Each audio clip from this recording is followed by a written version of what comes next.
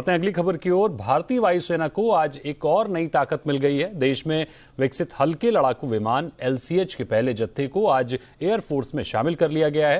राजस्थान के जोधपुर में इन स्वदेशी हेलीकॉप्टर्स को भारतीय वायुसेना में शामिल कराया गया।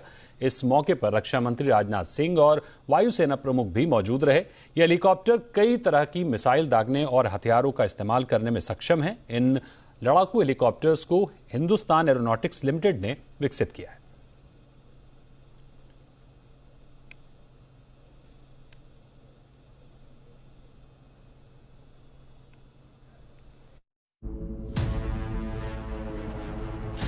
पूरे विधि विधान के साथ आसमान का बाहुबली आज भारतीय वायुसेना और थल सेना का सदस्य बन गया।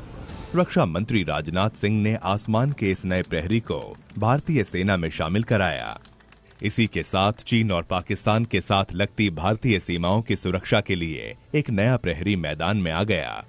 ये बात तो सबको पता है कि पाकिस्तान और चीन हमेशा ही भारत के लिए मुसीबतें खड़ी करते आए हैं। उनकी नापाक हरकतों पर नजर रखने के लिए और उन्हें मुंह तोड़ जवाब देने के लिए लंबे समय से ऐसे हेलीकॉप्टर की जरूरत महसूस की जा रही थी।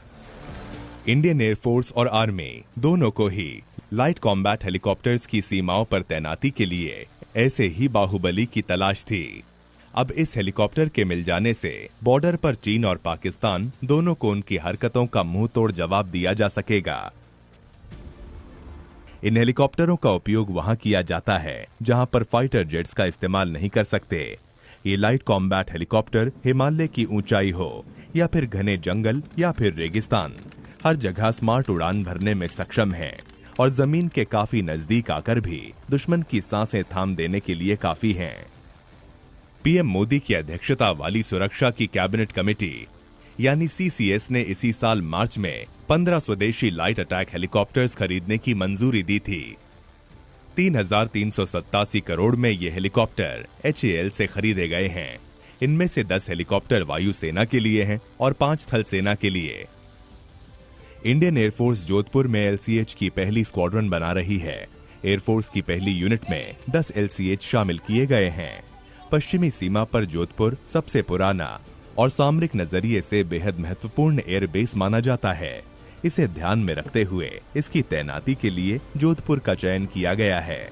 रेगिस्तानी क्षेत्र में दुश्मन के टैंकों को ध्वस्त करने में ये बेहद कारगर साबित होगा। इसके यहाँ स्थापित होने से पश्चिमी सीमा की हवाई ताकत काफी बढ़ जाएगी। ब्यूरो रिपोर्ट, जी मीडिया।